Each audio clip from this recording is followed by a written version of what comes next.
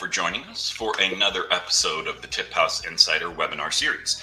We are very honored here to be joined by Mario Padrino, and we're going to be covering here the blueprint for growth, culture, operational success at scale with Padrino's restaurants. So with that in mind, I always have just a few webinar housekeeping notes to make here, and I'd like to call those out right now.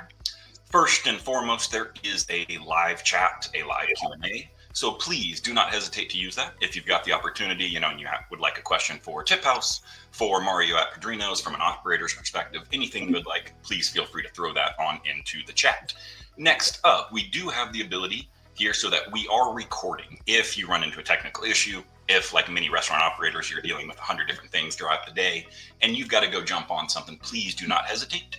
You can jump onto that at any time you need. We will share this recording immediately following the conclusion of this, so you'll have that available to you. Next up, we do have a number of resources that will show throughout this, some QR codes you can scan, items like that. So please don't hesitate to pull out your camera, scan something. We can register for the next webinars. You can often get specials. And last but not least, if this is your first TipHaus Insider webinar, you will now find out that we do often offer a $50 Starbucks gift card to the winner. So if you stick around to the end, we will announce that random winner as we go through it. But for now, let's move on to the star of the show. And I'd like to introduce Mario Padrino, owner and operator here at Padrino's Restaurants down in Florida. But Mario, would you take a moment and introduce, yourself, the restaurant that you run, and what makes y'all known for? Yeah. So my name's, again, Mario Padrino. The restaurant name is Padrino's Cuban Restaurant. We are in South Florida. There's 5 locations. We are family owned and operated. I am in the 3rd generation of our company, right? Grandparents started it. It's the typical, immigrant story. They came over from Cuba. They started the business. They worked, grinded. My father has been involved since he was very, very young. And same worked, and then now it's me and my siblings, my sister and my brother. And next year we actually turn 50. The company turns 50 years old. So no, we're blessed. We're blessed to be in a business that's been around for this long down in South Florida. Yeah, I love it. A true family-run business in 50 years is something many operators can only dream of, and we hope they all get there with it. But that is exceptional. So Mario, as we look at things, one of the things that Padrino is known for, great food, obviously, but something that always strikes me with my conversations with you is the culture that you impart and how you view culture. So can you tell us just a little bit about, what you view as culture? And when you think of Padrino's, what is the culture that makes that up? Yeah. So I know, Kirk, when we were talking, one of the main things we were saying is that, for us, the idea of just being a restaurant to feed people, that's not really what we're trying to do, right? Anybody can just have a restaurant and feed people. We really want to be a place where there's something different, not just specifically in the hospitality industry, but just in general, business that we really want to protect our environment. We want it to be a place when everyone can have all the chaos in the world in their life, they know when they go to work, they know this is what's expected of us, and this is what is, right? It's not changing every day.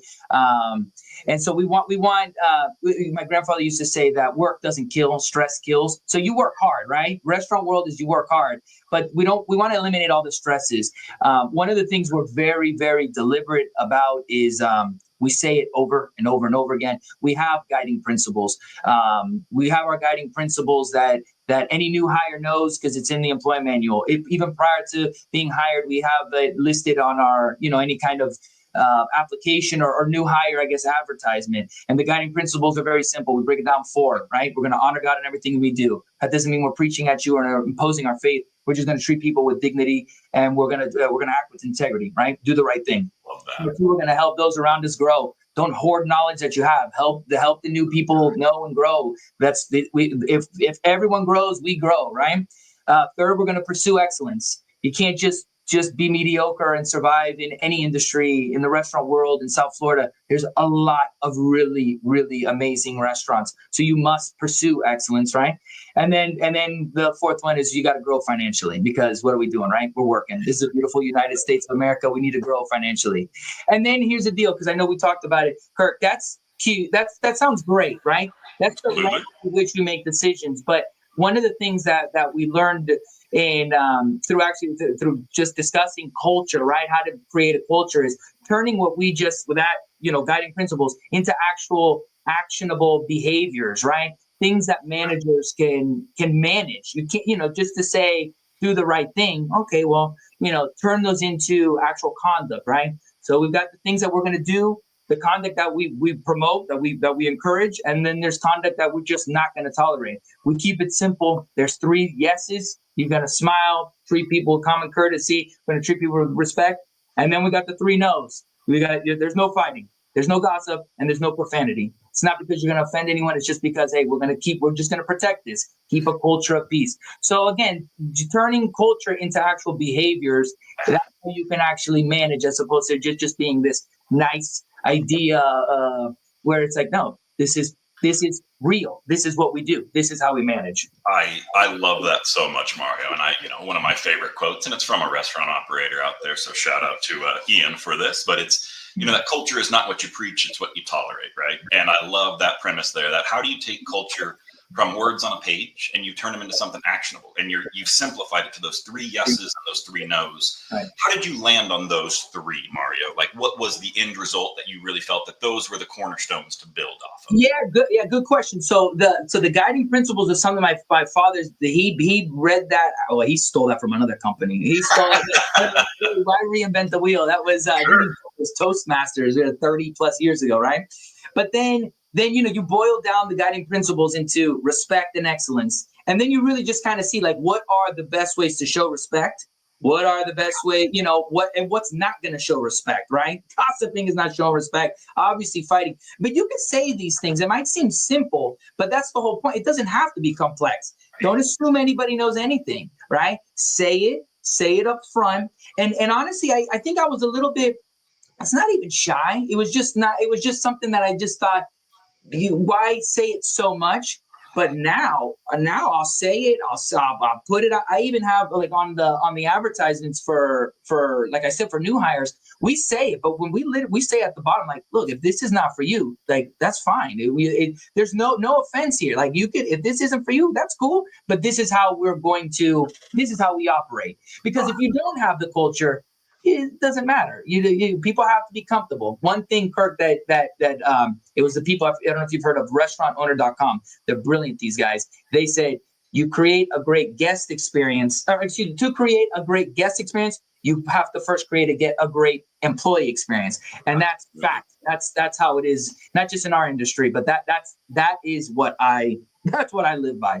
I love that, Mario. And I mean, we feel very much the same here at TipHaus, but you're so spot on that getting that out up front, right? Why would you even let an employee, behind the curtains, if they're not going to uphold your values, if they're going to cause issues with other staff, right? You've got to protect that culture. I think an often overlooked is we spend so much time building it, but how are we protecting that culture from outside influences? So I love it, man. I appreciate it. Tell me a little bit, as you faced, y'all are at 5 locations. You're always, as your value prop of growing financially, you're always looking at making sure that you're able to find financial success and potentially open other opportunities or options. I know you've got a few that have been remodeled recently. Tell me a little bit about, when you're viewing it, what are your challenges you're facing right now as you look at scaling or as you look at improving your existing locations? Yeah, and by the way, just a quick note, because I know when I'm the person talking about scaling, when someone can hear 5 restaurants in 50 years, that's not really very fast. But just we built 5 restaurants in the last 7 years, so 2 new ones, and then you've got 30-year leases that are up. That's 3rd generation issue, right? Sure. And then you got to remodel. But so to answer your question, the idea of the remodels, that was just you life forced our hand. You just see sales are declining. What are we going to do? We've been here forever. So that I like those situations where it's not a fun call who wants to gut a restaurant, but it's like you're just seeing the trajectory. So that I like it when the decision's made for you. But in terms of growth at this point, it's funny because we have to balance. We want to always grow with what we have, right? There's always more space with what we have. But then you also think, like, well, that's fine. There is a cap, with 150 seats, there is a cap of what we could do. You start going catering. Okay, you got to do that. It's an and conversation. Go for that. But then in terms of going with the new stores, for us, it hasn't been. Our idea of growth is not growth at whatever expense. Like you just crushing everything because we gotta grow, right? It has been a natural, organic process because you just see some people that've been with us for a very long time. You need to grow because they need to grow because you can't just stay put, right? So one of the things when analyzing a new spot, and Kirk, we were talking about this. What's incredible now is that there is so much information, so much data that you can get your hands on. I know because I was telling you how I went to school, and I remember studying these decisions. They give you some whatever scenario, and there was so much information, and I always thought to myself, this is nonsense. This doesn't apply to the restaurant because you never get a scenario where you have this much information in front of you to make a decision. You make a decision. It's not just purely on gut feeling, but you drive by a location, you kind of see what it's like. But now even in choosing a location, there's all the softwares that can track, and you can match your demographic, your best performing store's demographic with where you want to go. And so imagine if you're going to spend whatever it is on a build out, whatever restaurant's going to be a lot of money. You pick whatever the number is, but it's a lot of money. What we realized is, before you spend that much money, spend the money on a subscription to one of these things and just see, does this match? Are we even going to get the traffic count? Because you can think you see it, but then it's like, no, they got a fifth of what our top performing stores. It just traffic. It's never going to work. So so a lot of information out there now. No, I agree, and I think you nailed it. Which is, with so much information, it's almost inexcusable not to find a tool. To your point, if you're going to spend 6-7 figures on a build out, on lease, on everything else with it, why not spend $500,000 on some software and run some tests first, right? Do the courtesy to your team members. And on that note, you mentioned something, Mario. As we discussed culture, but I do want to call out because I think it's such an amazing point. Would you describe a few of your managers and how long they have worked at your company? When we talk about culture, it's easy to say, but you've kind of got the living proof there working with you. We've got one manager that's been with us it's going to be 40 years now. We've got a manager who's been with us 30 plus years because he started with us in 92. So let's imagine 30 plus. We've got, I think it's like 5 or 6 20 plus year managers. And so what's fun for me is they didn't start managers. They started from the, in the kitchen from the beginning, with dishwasher. He's the general manager now. And then you've got, but what's fun for me is, imagine I'm not old. I've seen them. They've been with me. I've been with them. They've seen me grow up. I've seen them grow up. And what's awesome is, imagine I'm third generation. I know what it took. Some of them worked with my grandparents. They worked with them well with my grandparents. So what's fun is that when you've got something that it's symbiotic, I know what they've given us. They know what the restaurant, I'm not saying me giving them, just what the restaurant's been able to do between my grandparents, my father. It becomes a nice thing that everyone wants to protect it because they know there's that trust, and a sense of gratitude. Because again, I'm sitting in an office right now. I'm not in the hot kitchen. Where kitchens do get hot. And that expression is real, right? Like, if you can't stand the heat, they get hot. So there's a gratitude, and that's what I'm super grateful. So that's part of why that's one of the main reasons I got into this, right? You've seen the work that's done, and it's just but the main thing is, it's real, but you have to protect it. You have to. And by the way, if I can say, because when you talk about growth, if the idea is growing at the expense of someone who's been with you for 30 years, is that worth it, right? You make the call. I'm not saying it, because maybe someone says, yeah, we got to grow. They can't hang. And, sometimes people can make the argument for endings and, necessary endings and all this. But in my opinion is, I will give those people every opportunity to be able to grow, because why are we here? We're only here because they've been able to, they're the ones who they helped us build this. So that's why it's really, what is success, right? You choose what your success is, but that's what Padrino's. I'm super clear on what we're trying to do, or trying out. I love that. And you just hold that distinct vision. I agree with you. I mean, from my understandings, you've taken no outside capital, correct? It's all self-ground with it. Yeah. And that allows you to make those decisions. It allows you to support the amazing people that are with you, and make sure that you're taking care of them along the way. And then in return, as you've mentioned, they're going to take care of you, right? You don't even have to worry about it. If this is something that you get sick, if you have to travel, if you have to do X, Y, or Z, you don't have to worry about your restaurant being in fabulous hands, because they know, right? So I love it. I love it. We chatted a little bit about, maybe some real estate development tools, understanding where the locations, getting geo mapping, and making sure you can understand foot traffic. I Right. would be remiss. Tell me about a couple of tools and that you're using as you look at this culture and how you make things easier. You allow people to focus on that great employee experience and that great guest experience. What tools are really allowing you to flourish there and allow them to spend more time with the people and less in the back office, let's say? Oh yeah, yeah. By the way, that's the key thing. Less in the back office, because we don't. That's the thing. We don't want technology just for technology's sake. It's got to be technology that's quick, easy, and less time in the office.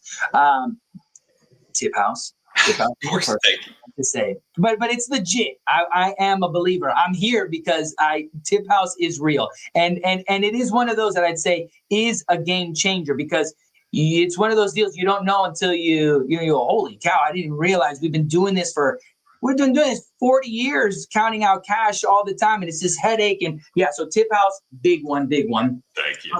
The POS that we use is Toast. Oh, Again, there's many good ones. We use Toast, and the reason we use Toast is because we knew we had to switch our accounting. We were using QuickBooks forever. About not quite 10 years ago, we switched over to Restaurant 365, which was that was a game changer from an accounting point of view. Now they've really beefed up the operational side of it, and we've been able to get some 365 handles your inventory. They handle the scheduling. There's a lot of different schedulers and inventory apps. It's not just 365. What I will say is if you are smaller, Restaurant 365 is a beast. It's big.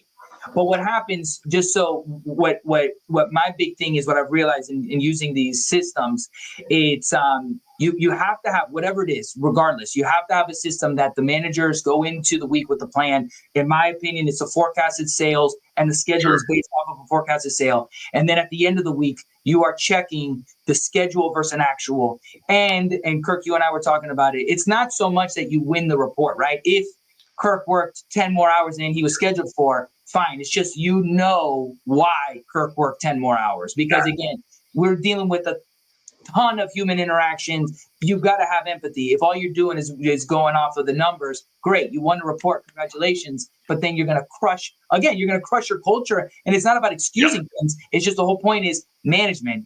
All your decisions are turned into numbers. And then they know, oh, I shouldn't have given Kirk that many more, or no, I knew exactly why I did it. So those are the big tools that have been big for us. I love that. I mean, you mentioned several of our good partners. So I'm always happy to hear we're working with groups that, of course, we try to do our due diligence to make sure they're living up to their words, and they certainly are. But I love that approach of just end of the day forecast versus actual. Let's understand what we're looking at, because we talk again about data in a world where we have too much data. But the end result is, how do you use that data to make more money, to make your lives better, to make your employees' lives better, right? If we're not performing those small tasks, then the data ultimately isn't delivering any value to us, and we don't need those tools. So I love that with it. Let's chat a little bit. You mentioned cash on hand. It's something that I think is a very, very hot button topic in the industry today, which is, of course, we used to pay out cash. I remember I was serving at Chili's at 16 years old, and I'd work a shift. I forgot it's my high school girlfriend's birthday coming up. I need to go pick up a double on Saturday because I know I can walk out with $150, $200 of cash that evening. As COVID rolled through, as credit cards have become more prominent, obviously keeping cash on hand for restaurants is becoming more and more difficult. And so tell me, I know you have used our Earn Tip Access program now for quite a while with it. And tell me a little bit about what that looks like for you. Tell me if that matters to your staff, if that's just a nice value add that you were able to bring in. What does that look like for you over there, Marty? Yeah, I think the game-changing part of it, for the staff, good, but for the management, better, because again, I think it got to the point before we switched that I could safely say it was about 85, maybe 90% of all payments were a credit card. Yep. There was actually one day, if we have 150 seats, this is real, 0 cash payments, 150 seat restaurant, 0 cash payments. So it turned into an extra job, even from the corporate perspective of sending out, the checks to get cash, going to the bank. So that was huge. One of the things, just so you know, we hired someone from one of the big chain restaurants as a manager, and her mind was blown. She's like, how on earth are you still paying out cash at the end of every shift? It's insane. And that's when we started looking at at TipHaus, and then this has been what it is. And Kirk, I was telling you is I set this up. I don't even know how long ago it was. We set it up, and I haven't really looked at it much ever again, right? I mean, again, managers are looking at it because they got to pay out, they have to do custom team adjustments and all that. But as far as setting up the rules, and one thing we were saying is I wouldn't even recommend changing your rules that much. Set it and kind of let it go. The more you start changing the rules, it's really not necessary. Just know what works, set it up, and with what your concept is, but let it go. The more you change it, it's just creating confusion. And again, end of shift. My gosh, it's unbelievable. End of the night, your brain is fried. You don't want to count money. And there was one thing, as I remember, TipHaus said that there's a certain percentage drop in like incidents between manager and staff, and it's true because once you're handing cash or you give me cash, I got to tip out. People start getting more frustrated. You've already had a long night, and so you're not dealing with that. You're not dealing with it. It's incredible. So, but it's clean. It's clean, and it integrates. It's not that fake word integrate that anyone says everything integrates. It truly integrates. And again, you've said it multiple times. The staff knows, servers know exactly what's up. The boss or any indirect tipped person knows what's going on. And by the way, there could be mistakes, but they quickly are able to find out, because maybe we goofed on, the custom team adjustment, which I think is, those are some of those things that's quality stuff. I remember thinking like, holy cow, it's well made. I'm not just tooting. I do. I like TipHaus. I'm a believer. I like it. Appreciate it. No, major shout out to our product and dev team. They work super hard to always deliver. We chat with customers, of course, and our biggest blessing over here is certainly that the entire founding crew and all of our executives are from the restaurant industry, right? Right. We get it. We've had to live it. So I love that approach, and I love how you kind of think that through, which is, in an ideal world, your tip structure should largely be static, right? You figure out what works for you. You allow your staff to recognize what that is and make sure that all positions are rewarded based on the level of effort and guest experience they deliver. Right. And you're able to deliver that through. So I really appreciate that. When you look at items and, as you're paying attention to your employees, and you mentioned the ability to know exactly how much money you're earning. For those who out there listening don't know what we're talking about there, that's our employee app. We always offer the ability for employees to have real-time access to how much they earned in tips, how much they've given into the tip pool or tip share. And of course, managers are able to see that from the back end. To Mario's point, if something gets mistaken or if there's a missed clock out, we can always go in and make sure we catch that. When you look at guest experience and customer experience versus employee experience, where do you really drive that line as you're looking at tools to bring in? And do you think, making sure that your employees are going to have happier, more transparent, more trusting work environment, does that translate to the guest? And do they get to feel that out? Through using TipHaus, you're saying? Just anything that I guess offers your employees a better experience, more trust, more transparency. I mean, do you feel that the guest will end up feeling that in their time? No doubt. It goes back to that what I said earlier, the idea of you create a great guest employee experience to create the great guest. And the thing is, it. Imagine if someone has some confusion with tip, they're going to be annoyed, and you can't be annoyed and not show that you're annoyed, right? It's not how it works. That's how it is. So, undoubtedly, there's no such thing as a grouchy staff and a happy get. That doesn't exist. So, I think 1,000%. I don't know how to measure it, but yes, I would agree 100%. I love that. No, that's a fabulous statement. I am absolutely going to steal that from you, Mario.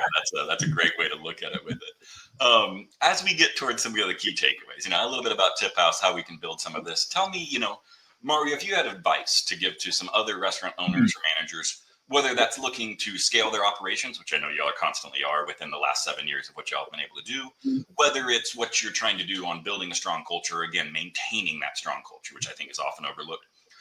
Free platform here. What's some advice that you would love to offer, that you would love to have these individuals walk away with today? Yeah, I think as far as operationally, I think that one of the main things that I've tried to do, I've learned is again, as we're a private company, it's what, no one is over my shoulder telling me that we have to win a certain report. The idea is, my big thing is we're using the numbers to have control, right? I need to ensure that there's control in the restaurant. That's the main thing. Again, it's not making excuses. Obviously, we all have goals, but there's understanding. There's got to be an empathetic level to reading a report. It's too lazy to just look top level. Sales have grown. Why does it? There's so much that goes into it. And I think you can fall into some lazy traps of just looking at sales per labor hour and saying bad job or good job. It's like, no. My main thing with looking at numbers is let's actually does the manager know why we got that number? That's the key thing. And if you've got that, that's what you use the number for. And as far as the culture, Kirk, I think what we've learned is you say it and you say it and you don't get bored of saying it, because what happens, especially in our industry, is that we could preach culture this month, and then you've got a bunch of new staff, and not that there's a bunch of turnover, you just got new staff, and then you go, they never heard it. So you say it. And by the way, if culture is real, you got it like, what do they say? What's the expression? If you value something, it'll cost you something. It's real. You hire for it, and that means you fire for it, and because you must protect it. So as the owner, as the operator, it's on you to protect the culture, because if you let it go, right? That's it's on you. It's 100% on you. No, I love that approach, man. I really do. And when we're really thinking about how to advance that culture, how you treat your team. But I love the concept that growth can often be a trap, right? It can get you to that laziness view. The top line numbers growing, bottom line numbers are growing. We don't need to analyze anything. We don't need to review why we're growing so well. And you can often fall into this trap where it's too late to recover. Once things go south, you never realize what was making you go north, right? You never quite understood it. And so now you've got to really scramble to catch up to it. So I love it. Well, everyone, please drop in. I see we've already got some great questions, but throw in a few more questions as we're about to slide into a Q&A. And while we do, I'll give a shameless promotion and plug here for QR code tipping, which we do offer, a fabulous way for atypical restaurant groups. So, this can be valet, this can be hotel groups, this can be for offsite catering, food trucks, things of that nature. If you are not aware, we have recently rolled this out to all customers. This was previously in private betas with some of our larger enterprise groups that we are fortunate enough to work with. But please peek this and get into it if you would like. You can schedule a demo completely free for all TipHaus customers to roll out. And with that, we are going to dive into some Q&A here. And Mario, I'm actually going to ask you the first question because I didn't get to ask you this the other day. So my first is going to be, what's next for Padrinos, and what are you looking at right now? What's kind of on the roadmap right now? Good question, Kirk. Well, we definitely look right now big, leaning heavy into off premise. We've had it, but really going after off premise. But we can't stop, right? It's an and, like I said earlier. It's not a or. It's an and, like off premise. But then we look, but we've learned as far as a new location, it's got to be the location. We've been in just a location, it's got to be the location. So, but we're looking for another spot for sure. I love that. And is there a timeline you're comfortable sharing, or you can tell me absolutely not right now? No, not that I'm not comfortable. The thing is, I wish, but what happens with this spot is if that's the thing, right? That's why we got to have our foot on the gas. So we're looking for, definitely have to grow with off premise, private dining, all that. But then as far as the location, if we force it, we're going to end up in a spot that it just won't make sense. And we want to do it, but no time. I love it. And I'm going to ask you a follow-up, because this is such a hot thing and that has been mentioned, and you're obviously doing it well with it. So when you mention off-premise and catering, I know that's something that a lot of restaurants and operators out there are hearing, right? They continually are hearing it. It's a great way to expand revenue. It's a great way to bring in additionals without having to add seats into your restaurant.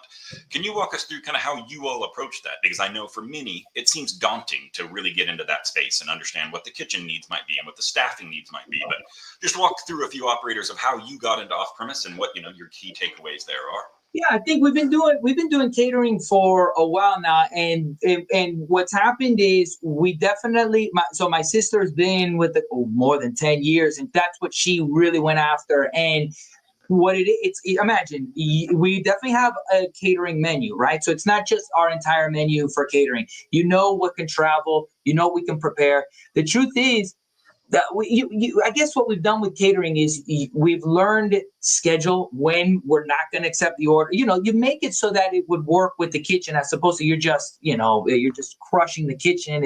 It's busy, and then you throw something else at them. So it's really, I guess the initial thing was learning what are going to be the items that we can actually do for the menu, and how do you offer it? What's the right proper schedule? And then, so those are the two main things that I would say. It's not just, hey, you're open, let's go. It doesn't matter when you order, just order. No, it's setting those parameters for yourself. You'll kill yourself.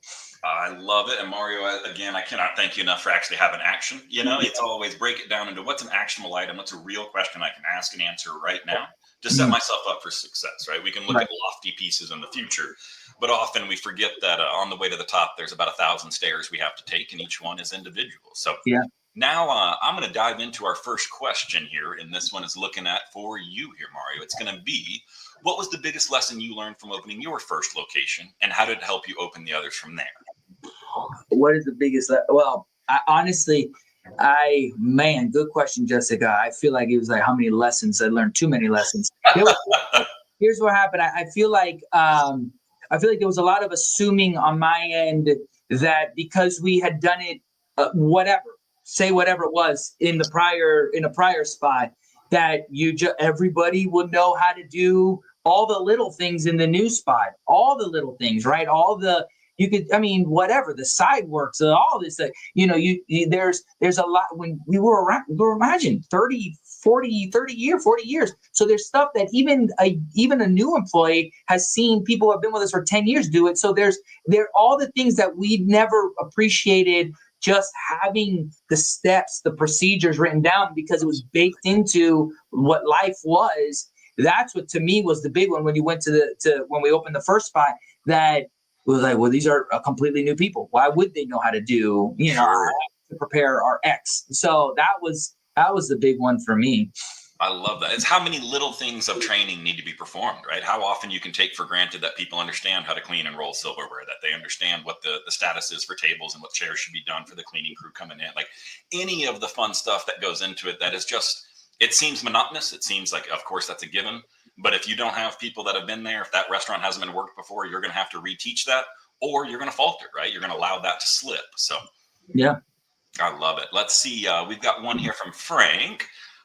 Did you receive any pushback from staff and employees when initially implementing TipHaus? Ooh, and I don't know the answer to that, so I'm curious on this one. Yeah, Frank, good question. So what happened? There was two things. There was the house money versus how the direct, right? When you do the direct, there's I believe it's $1 transaction, and then you have the ability to charge the processing fee on credit card tips. There was multiple things that were changes, that because they were changes, sure, I didn't say, hey, manager, say it. I did it. I went there and I told them I wanted to do this big change, and I told all this stuff, which normally I wouldn't do that. But because, again, this is a big thing, it's affecting money. I was like, look, if you got a question, ask me. I can tell you why. It's not like we're trying to do anything wrong. So there was initially maybe a little bit of the pushback when it came to like the $1 transaction. But I promise you that maybe was just a couple of young people that were just kind of initially. And I haven't heard anything. I haven't heard anything since at all.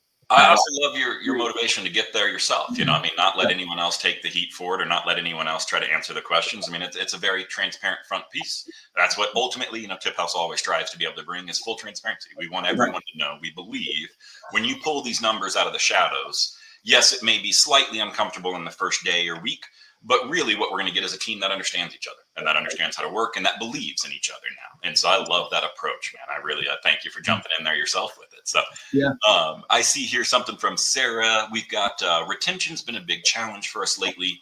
Curious if simplifying tip payouts has actually helped teams stay longer. Good question, Sarah. Yeah, that's a good question. Simplifying the tip payouts. Well, what I guess kind of maybe we touched on it earlier, the idea of there not being confusion. It again, I would love to tell you that I have the exact number, but because there is the transparency, you are avoiding the, hey, why did it? Why did I not? Why did he get? And so I would say again, and I would say that, yeah, by avoiding the problem, you are you're avoiding this, retention issue, right? But yeah, so I do think so, Sarah. I do think that it did help, because you're just avoid the problem. Yeah, don't deal with the problem, avoid it. I love that. I love that. Keep it around. No, I mean, I remember, Chili's, we'd go back in and they'd have an Excel sheet, right? And I'd want to understand my tips, and my manager, it takes two pieces of paper, right, to put over the other employees' rows so we're not seeing their financial information. Huh. And he breaks it down for me, and I guess I have to trust it at the end, but I don't get to see the whole picture, right? And so, more than him not showing me, I suppose I trusted it, but it is something that's always lingering. And to your point, I mean, tips are livelihoods, right? I mean, when you're in these industry, tips are really what makes and breaks your ability to pay rent, your ability to take a vacation, your ability to provide for your family. And so I love that approach, man. If we can just keep that transparent, if we can make sure everyone's on the same page. And we've got time for, I believe, one or two more. Sarah had an immediate follow-up here, I see. How much would you say you're saving for tip payouts that are automated? Good question, Sarah. Thank you. Yeah, I think it's safe to say between we still got to go to the bank for the deposits, but it's an entirely different process as opposed to going to the bank, getting cash, counting all the cash and small bills.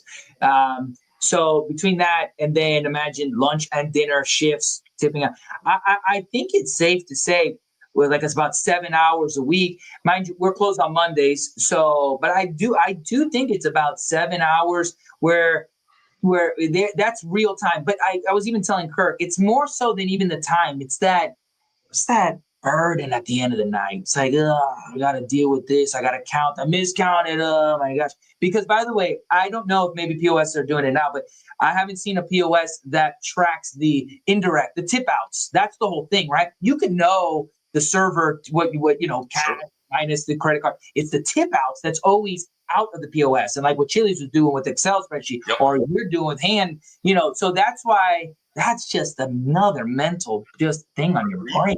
Agreed. And especially towards the end of the night when exhaustion's already kicked in, right? Because it's more likely to make mistakes, more likely to make errors. And then now we're back into the whole wheelhouse, right? Of an employee asking questions and frustrations. And now you've got to justify all of the previous work was accurate. Sorry, this was just a bad day or a tiring day, let's say. Mm-hmm. And I am going to throw one more slide on and let everyone see something very unique for our next webinar. But while I do that, Mario, I'm actually going to tackle one more question for you so we can multitask here. And we've got Frank asking, why did you hesitate to use ETA? What was the concept between the get time you took on TipHaus and the time you allowed earn tip access or payout directly to your staff? No, I don't think. No, if I said we hesitated, maybe I said it wrong. No, once we started, we did it. So I apologize if I missed it. That was like the whole reason to do it. So we TipHaus and went right with it. That was the whole reason for going with it. There was not really much pushback. I told you there was young people that thought we did that, but that was it. I love it, and that's something I think we've seen a few times. Is remarkably, earned tip access is becoming the bigger issue. Like we set out to solve tip discrepancies, tip transparency, and along that journey, we got asked, hey, you already know what our tips are. Can you help us facilitate the payments? We went out and partnered with banks and did the whole item to make sure we did it right, as opposed to just a pay card solution. But I love seeing that that's now become something that people like yourself, Mario, are fully after, right? You realize that these employees need their money, that it has always been that way in the industry. And so paying cash isn't ideal. Making them wait 2 weeks to put on their paycheck, also not ideal. And we did it. So it's not, we were paying cash out at the end of the shift. So for us, it was just, you're trading 1 for 1. So this was not, it was already happening. I love it.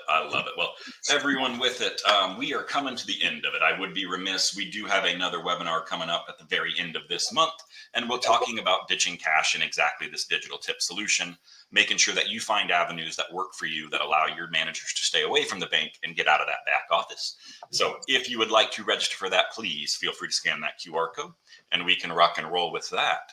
And for now, I'm going to get to our lucky Starbucks winner here. So I see a Robert, and email is bob@thepagebar.com. Robert, wait, thank you very much there, Tanya, as I was trying to catch that last name from the shuffler here. Congratulations, Robert. Enjoy some Starbucks and coffee from us. And most importantly, thank you for tuning in and learning. I'm full believer here that, people like you, Mario, that are able to come in and share some wisdom. If we can get the entire industry to do that, we will continually elevate ourselves with it. And massive, massive thank you to you, Mario, everyone here in attendance, we want to thank you enough for jumping in, sharing your knowledge. Any parting thoughts or shots you would like to let the audience know here today? No. Thank you guys for having me. This was a lot of fun, and thank you, Kirk. No, I had a great time, and whatever. If you've got my information up there, let me know if there's any way I can help.